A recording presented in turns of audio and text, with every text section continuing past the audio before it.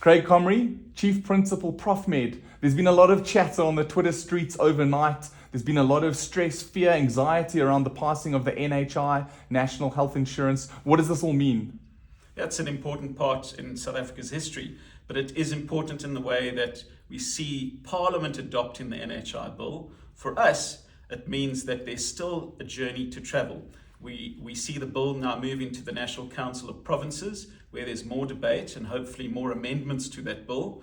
And then finally, it needs to be signed by the President.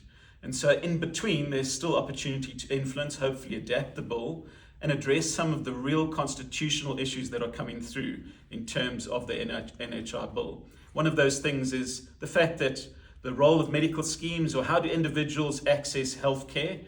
Can they bypass NHI to do it off their own free will, out of their own choice? And we believe it's a fundamental part of where people choose to access healthcare. So if you've paid your taxes, even if you've paid a levy towards the NHI, can you not go and access the doctor or specialist that you prefer going to?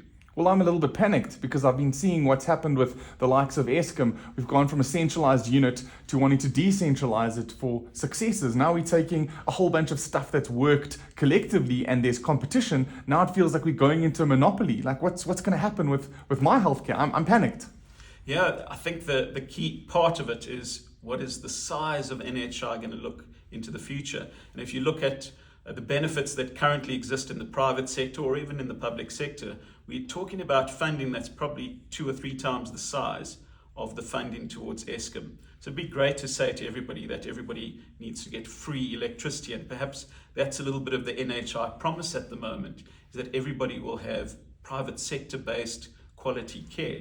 That's not what the result of NHI will be. And so we have to work very closely with all the policymakers and those who will implement the bill to redirect practical steps in terms of implementing NHI, where the quality of healthcare actually improves, that it doesn't disappear. And one of the real risks of NHI becomes how do we hold on to the critical healthcare skills which currently sit in the public sector.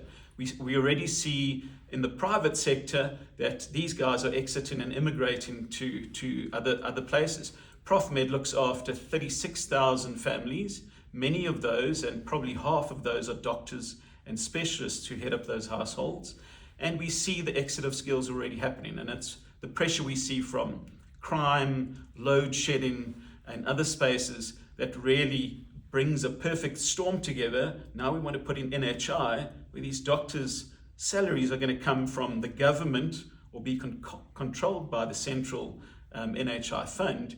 These guys are going to leave. And so we need a specific plan to retain these resources, if not produce more of these resources that we can retain into the future. What is Profmed's proposal, Craig? What did you like to see from the next part of this journey? We need to make a space for how medical schemes can fund and retain the current quality services and skills that are currently in the country.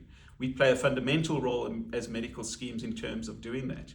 Yes, we spend almost 250 billion rand a year in terms of looking after 9 million people, but you cannot just take that and remove that from the system at the moment and think that those skills aren't going to go elsewhere in a global environment where they are highly sought after, where the value propositions in the developed countries who are looking for those skills are attracting people to those areas. I mean, reflect again on the pressures we currently experiencing in South Africa, the economic pressures. Look at the exchange rates, the inflation rates. And yes, some of those same pressures exist in other parts of the world, but other parts of the world aren't moving towards these very centralized, power-hungry NHI type of systems or national health systems.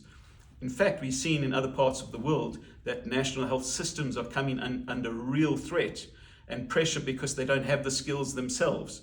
So they will be coming to our shores to poach those skills.